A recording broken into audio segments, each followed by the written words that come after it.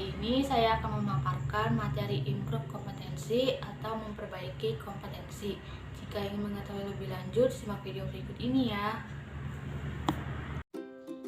Improve kompetensi atau memperbaiki kompetensi. Jenis dan kategori kompetensi. Berikut beberapa konsep dan sejarah kompetensi. Menurut Lyle Spencer dan Shane Spencer tahun 1993, kompetensi yaitu karakteristik dasar perilaku individu yang berhubungan dengan kriteria acuan efektif dan atau kinerja unggul di dalam pekerjaan atau situasi. Yang kedua ada Michael Armstrong tahun 1994. Kompetensi yaitu apa yang orang bawa pada suatu pekerjaan dalam bentuk tipe dan tingkat perilaku yang berbeda. Yang ketiga ada NCVQ dalam Margaret Dale tahun 2003.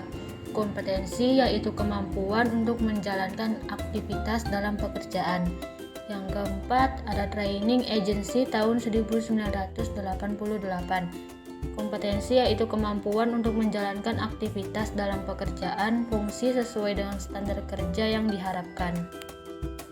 Selanjutnya yaitu komponen kompetensi. Yang pertama yaitu motivis. Motif menggerakkan, mengarahkan, dan menyeleksi perilaku terhadap tujuan kegiatan tertentu. Yang kedua ada traits. Traits yaitu karakter fisik dan respon konsisten terhadap berbagai situasi atau informasi. Yang ketiga yaitu self concept, yaitu sikap, nilai, dan citra diri seseorang.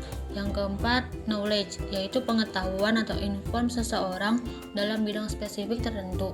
Yang kelima yaitu skill, yaitu kemampuan untuk melaksanakan tugas fisik tertentu atau tugas mental tertentu.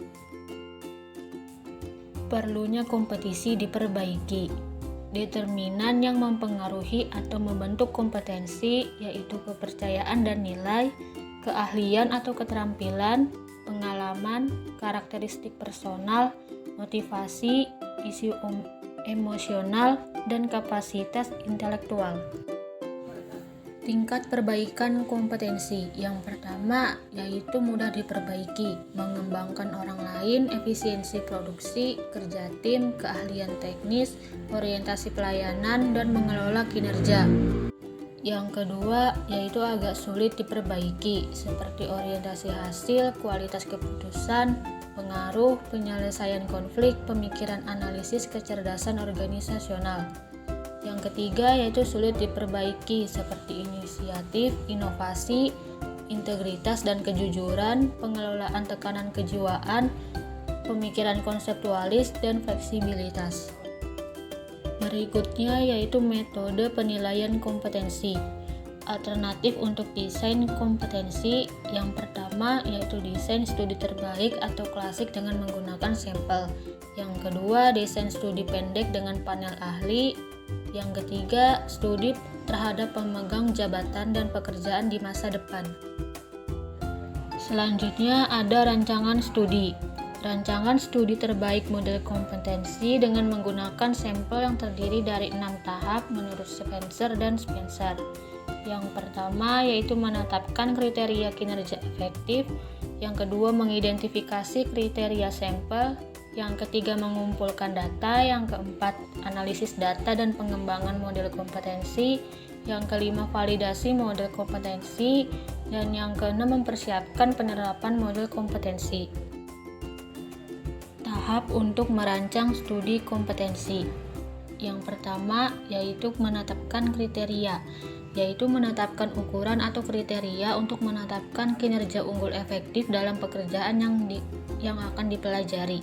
Yang kedua, mengidentifikasi kriteria sampel, yaitu kriteria efektivitas kinerja yang dikembangkan dalam tahap 1 digunakan untuk mengidentifikasi kinerja kelompok kinerja unggul dan rata-rata.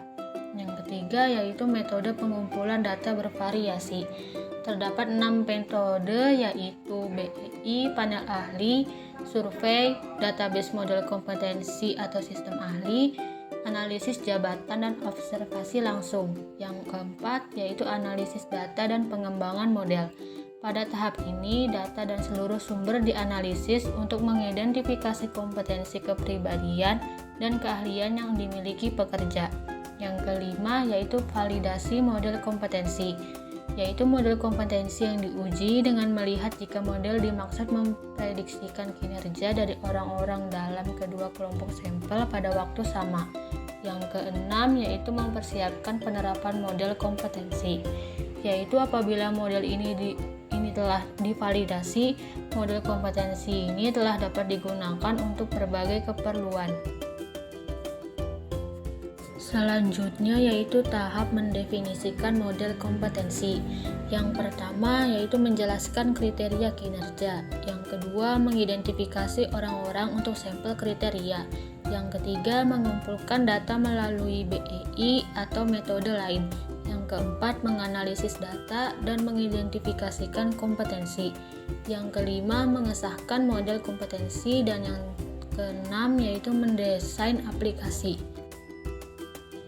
Cukup sekian materi mengenai improve kompetensi yang dapat saya bagikan. Semoga materi kali ini dapat bermanfaat untuk teman-teman semua. Terima kasih.